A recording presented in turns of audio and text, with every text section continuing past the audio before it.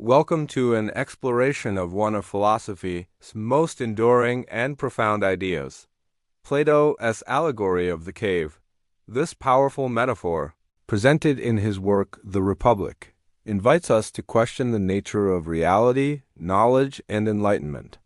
Imagine a group of prisoners who have been chained in a deep cave since birth. They are bound in such a way that they can only see the wall in front of them. Behind them, a fire burns, and between the fire and the prisoners, people carry objects, casting shadows on the wall. These shadows are the only reality the prisoners have ever known.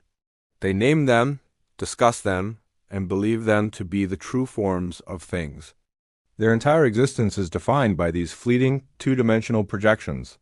Now, imagine one of these prisoners is suddenly freed. He is forced to turn around, and the fire's light initially blinds and disorients him.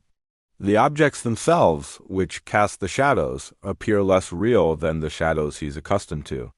His eyes hurt, and he wants to turn back to the familiar darkness. But he is dragged out of the cave, up a rough and steep ascent, into the blinding light of the sun. Outside, the light is overwhelming. He can only look at shadows and reflections at first, then gradually at objects, and finally he is able to gaze directly at the sun itself. He realizes that the sun is the source of all light and life, and that the world outside the cave is the true reality, far more vibrant and complex than anything he had ever imagined. He understands that his former reality was nothing but an illusion. Filled with this newfound knowledge and pity for his fellow prisoners, he returns to the cave. His eyes, now accustomed to the bright outside world, struggle to see in the dimness of the cave. He tries to explain to the others what he is seeing, that their reality is false, and that a greater truth exists outside. But they mock him, believing his vision is impaired and that the journey outside has harmed him. They cling to their shadows, unable to comprehend a world beyond their chains, and would even resist or kill anyone who tried to free them. Plato uses this allegory to illustrate his theory of forms.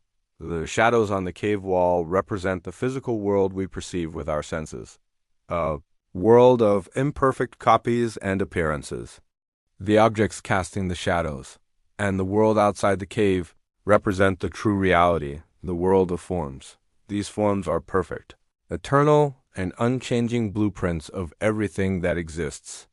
For Plato, true knowledge, episteme, isn't about sensory experience, but about understanding these eternal forms through philosophical reasoning and intellectual insight.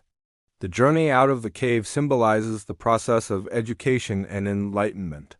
It's a difficult and often painful ascent from ignorance to knowledge, from opinion, doxa, to truth. The philosopher, like the freed prisoner, seeks to move beyond mere appearances and grasp the deeper truths that govern existence.